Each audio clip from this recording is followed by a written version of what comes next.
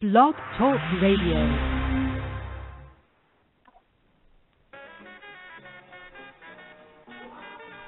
Hey, what's going on, y'all? This is Beat Street Sports Talk Radio. It's a Manic Monday show. A lot of things transpired over the weekend, so we're trying to get back at you guys, talk the latest happenings in sports. So it won't be really specific. We'll kind of be all over the place. But if you want to join into the banter, feel free to give us a call. The number is 347-945-6921. I'm your host, Lee, a.k.a. the Hoops Guru. My partner in crime, MKA, is doing his MIA thing again, so I'm flying dolo. So if you guys want to call and bring something up, it's very welcome today. Let's turn this down a little bit and get into a few things. The first thing I'm going to shout out is Brett Gardner for the New York Yankees. He signed a 4-year, $50 million deal to stay with the Yankees. I'm happy about that. He's a solid leadoff hitter, has a lot of speed, steals bases pretty well. And I'm very happy about what Hank Steinbrenner is putting together with the Yankees. After the season we had last year with all the injuries, turmoil, it was kind of hard to watch. I know attendance was down at Yankee Stadium, and we didn't send Mariano Rivera out the right way. But it looks like he's making amends with that. He didn't stay under his $189 million limit. But, hey, you know, baseball doesn't have a salary cap, so if you got to pay to play to keep your players, I see no problems in doing that. So I got to take a better look at the team's roster, but if this team's healthy, I'm pretty impressed of how we're looking right now. You got the young Japanese pitcher who had a 24-0 season last year with the Yankees. CC Sabathia is supposed to be in great shape. So, you know, baseball is starting around, so hopefully my boys could look good and send Derek Jeter out the right way his last year. It's a little premature to get in depth with baseball, but just wanted to bring that up. Also, there was a little side subject I caught in my eye. We know that baseball is starting up, and you know that there's a lot of spring training games that are taking place. And the game that's taking place is the Yankees are going to be playing Florida State's baseball team, who's actually 6-0 at this time, I believe. And the interesting part is that Jameis Winston, the quarterback for the Florida State Seminoles, is a relief pitcher for that team. So there may be an opportunity to see how good of a pitcher he is playing against the New York Yankees. I think that's a nice little side story. See how he would fare against some professional talent. Because Mr. Winston says that he would like to be a dual athlete.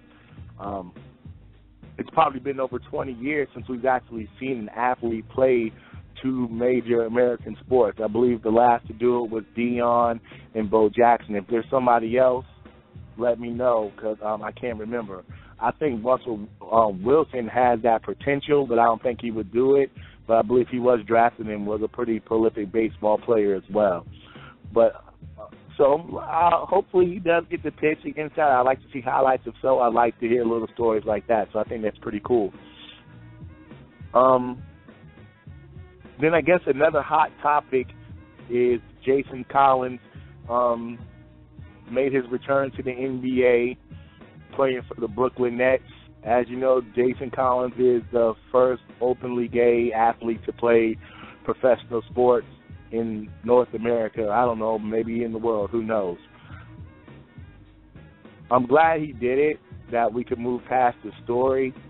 Because me personally, I never thought it was an issue of gay athletes playing professional sports. I think athletes are a little bigger than that, than what most people anticipate. I don't think there's any particular banter things people would throw out his way that he probably didn't heard before he came out the closet. I do think that Brooklyn was a good team to go to because I believe he's played for the Nets organization before, and it's a heavy veteran-laden team. You know, guys like Paul Pierce, Garnett, AK-47, and, he's played with the coach Jason Kidd before. So there's a certain amount of maturity and professionalism that's in that locker room as well, and familiarity where I think it made the transition for him comfortable.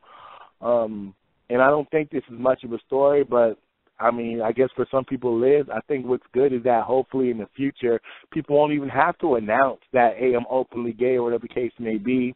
You know, they can just, you know, let their skills and athletic prowess be demonstrated on the field and feel, you know, free to do so. So, you know, I'm glad that he was able to do it. I'm glad that this is done, and hopefully in the future this won't even be a story again.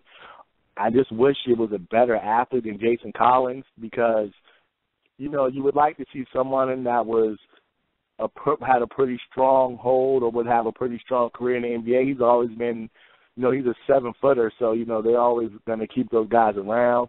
But he's always been a pretty marginal player, and, you know, with him signing a 10-day contract is not surprising. It's the time of year where there's a lot of injuries and things of that nature. With Nene from the Wizards going out, he might have gotten signed with the Wizards if he didn't get signed with Brooklyn, just because they're in need of a big body. But he's really not that good, so I wouldn't even be surprised if he doesn't make it beyond 1 or 2 10-day contracts. But nevertheless, he has his name signed on the dotted line, and he played last night, so that's history. You would just hope that he isn't reminded as a gay male in history, that he's just reminded as a person who was able to do something he loved, which I assume is playing professional basketball. So hats off to him. Another subject that was going around the sports world is Jadeveon Clowney. He was impressive today at the Combines. I believe he ran his 40 at a 4.7, which is very, very good for a guy of his size and stature. So I know that's got to have the guys in the top of the draft board salivating. He's always had potential. I've seen people even say things, he could be the next Lawrence Taylor, things of that nature. My thing is, was Jadeveon Clowney's athleticism ever in question? I don't think so. He probably could have came out as a top pick as a freshman. My biggest thing is, you know, even with Manziel, who's made a comeback from what he's done, is how are you handling that success? It seems like Johnny Manziel made a better turn of his sophomore year than Clowney did, but you have to wonder, is he going to be capable of handling success? Is he going to be able to, you know, nurture those talents? Is he going to be able to make that talent, hard work with that talent, so he can be the best he's capable of being, and not just be a professional athlete, but be a stellar professional athlete? You know, because that's the difference I think you see wasted talent all the time. Probably in the NBA more so than in professional football, but you see guys that, you know, at 20, 21, 22 years old, they just waste that talent. Then they're like J.R. Ryder sitting in front of John Thompson crying, wishing they were back in the NBA because their story didn't end, or it wasn't even up to what they envisioned, and they realized that they had so many opportunities that they squandered. So hopefully Clowney, you know, he's got everybody's attention right now for the right reasons, but I hope he just goes through this combine and, you know, really presents himself in a fashion that he does get picked highly. But other than that he's able to use this and propel himself to have not just make some money and be gone, a la Jamarcus Russell or guys of that nature, but have a long career that maybe at the end of the road they're retiring his number. That's what every athlete, I think, should envision, that one day they're pulling their names up in the rafters, that, you know, you were so good that no one could dare think about wearing your number ever again. From right now, it looks like he has that potential, but that is a long, long, long way down the road. Now we can get into a little bit of NBA. A lot of things happened over the last few days. One is, everybody watch out. There's a team whose engine is, I think they're putting coals on the fire, getting that caboose churning, and that is the Miami Heat. They really took care of business against the Oklahoma City Thunder. LeBron James was exceptional. I mean, I believe he scored the first 12 points of the game and even finished the game with an emphatic dunk and got his nose broken in the process. And in the game they had yesterday evening or afternoon against the Chicago Bulls. LeBron James missed the game. Excuse me, but they were still able to pull out a victory against a Chicago Bulls team that's really learning how to win lately without Derrick Rose. Dwayne Wade had an exceptional game. Chris Bosh stepped up, and they showed that Miami Heat defense that we've seen in years past. And if we look at the conference standings as of today, Miami is 1.5 games behind the Indiana Pacers. Now, I don't know what's going wrong with Indiana, but they need to go ahead and sharpen up, because if they don't have home court advantage, their chances of actually beating Miami in the playoffs diminishes greatly. You know, because I'm sure if those teams do meet any time in the playoffs, it's going to go 6 or 7 games, more than likely 7. And having that Game 7 against Miami is going to be imperative, because a focused LeBron James in any Game 7 is going to be hard to beat regardless. So I'm telling you, those guys really better put together some chemistry and some desperation real quick. It's interesting to see what's going on with Indiana. They are 7-10 in their last 3 games. I believe they lost 2 of the last 3. But it's going to be interesting to see how they integrate Andrew Bynum and Evan Turner, the newly acquired player from the Philadelphia 76ers. Because that team is loaded. I mean, they got guys like Chris Copeland that's not even playing right now. And even he's probably one of the reasons why the Knicks aren't doing as well. He was a pretty good player for them, a great stretch 4 that will help open up the lanes for Carmelo Anthony. That's not getting any time with Indiana at all right now. So it's going to be interesting to see what Indiana is going to be able to do to keep this slim of a margins ahead of Miami, who looks like they're really getting ready for this playoff run, and maybe they would just kind of stay in slow and steady. And Dwayne Wade's actually turned the corner as well.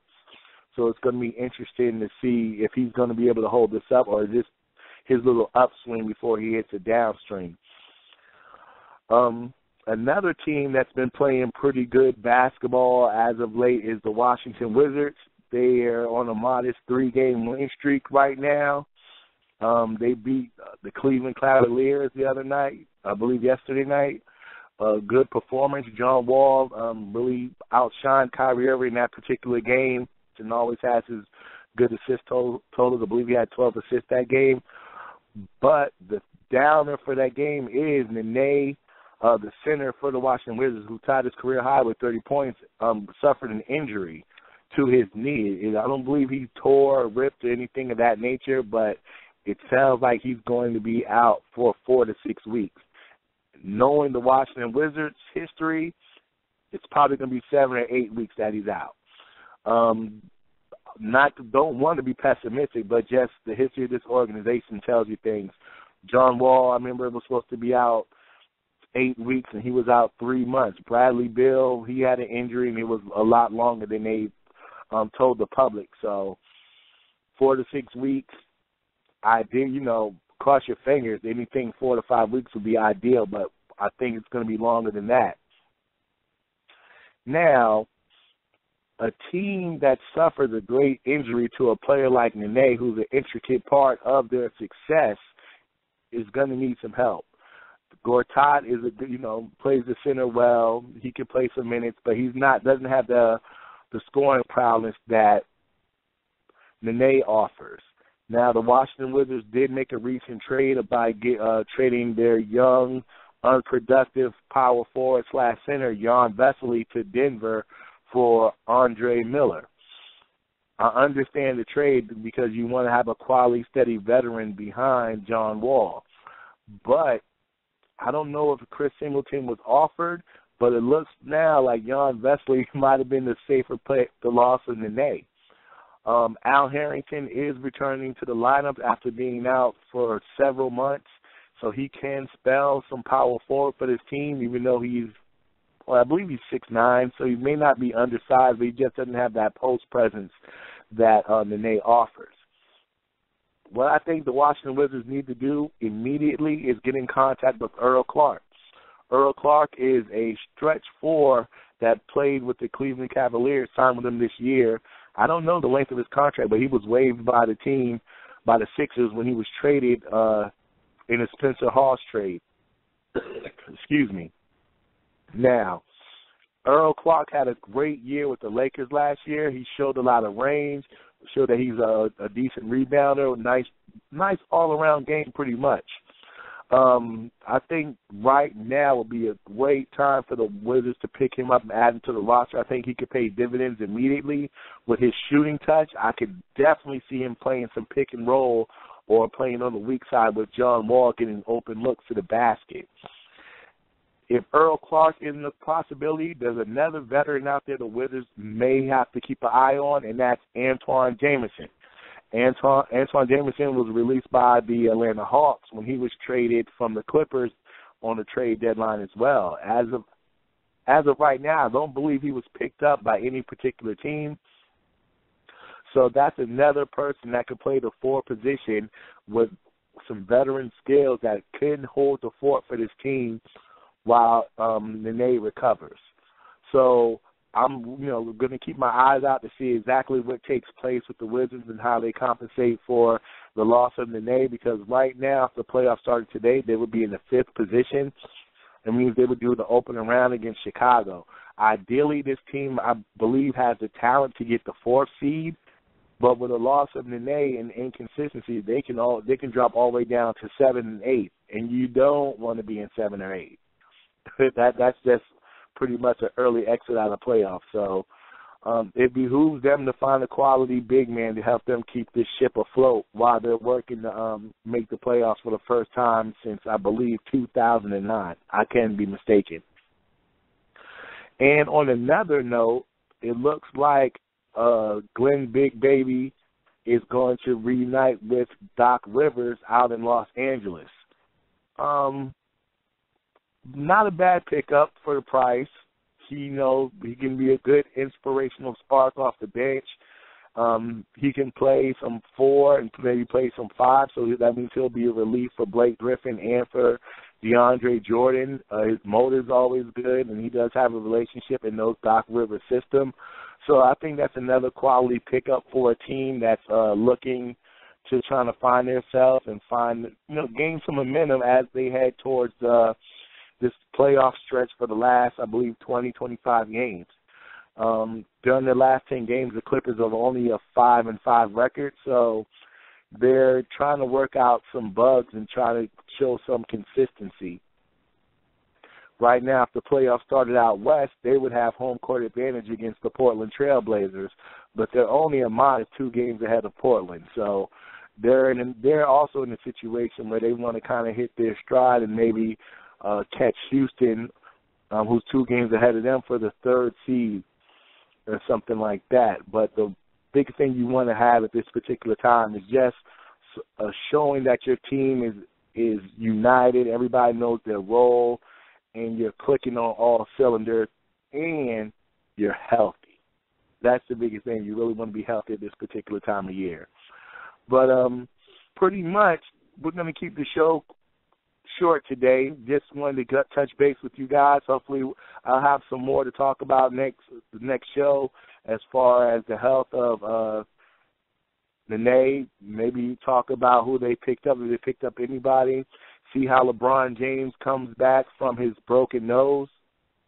He didn't play Sunday, as I stated, so it's going to be interesting to see, if he plays with a mask, if that's going to affect him any, and also see how exactly Jason Collins continues to progress with the Brooklyn Nets, see if he plays any longer than the 10-day contract. And we also got to see what the New York Knicks are going to do this week. I believe with the bad losses they had the last 2 games, that their playoff hopes are pretty much dashed. And it's a shame because Carmelo Anthony is putting up solid numbers for this team, but he's not getting any help at all.